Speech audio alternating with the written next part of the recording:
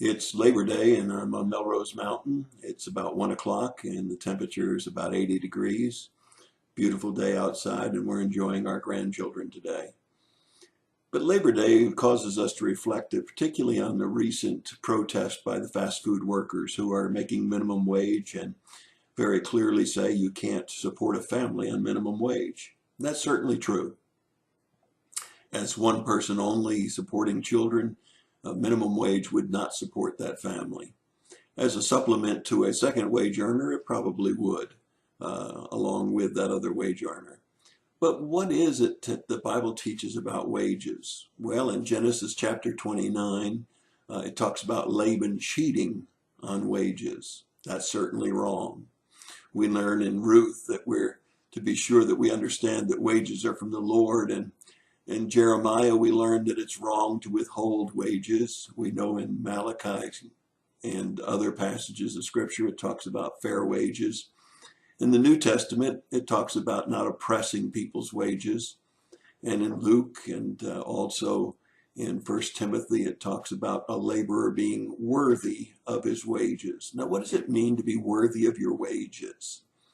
Well, I believe that it means that your skill set and the work that you do should be rewarded accordingly. That's always been the American way, and I believe it's a biblical way.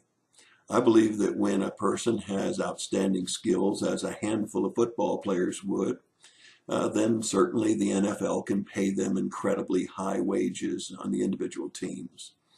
An actor or actress or singer that has incredible skills that people really like make incredible wages. But by and large, most of us are not football players or those movie stars or those singers.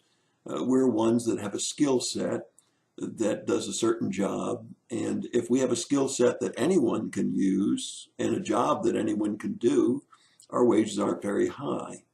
On the other hand, if we have a skill set that took a lot of education and a lot of work, a special dexterity or something of that nature, then because of supply and demand, we earn higher wages. So it's important for us to pick vocations that pay better wages. It's important for us to develop our skill set so that we can do jobs that will earn our employers more money so they can pay us more money, and because we're good at what we do. I think that if you think about those people that make minimum wage versus those that are asking for $15 an hour, which is over $30,000 a year to flip hamburgers or to put them in cardboard boxes, that there's not a lot of equity in that for those that do something like open heart surgery, or those that are able to manage affairs of a corporation or a manufacturing operation so that they will make money. Let's face it, 1 in every 2 small businesses fail because they didn't have the skills, they didn't have the ability to see products and manufacturing in a way that they needed to.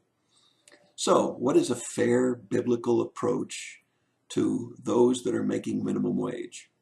I believe it would be for those employers to provide benefits to their employees that would allow them to further their education and their skill sets so that they could make more than minimum wages.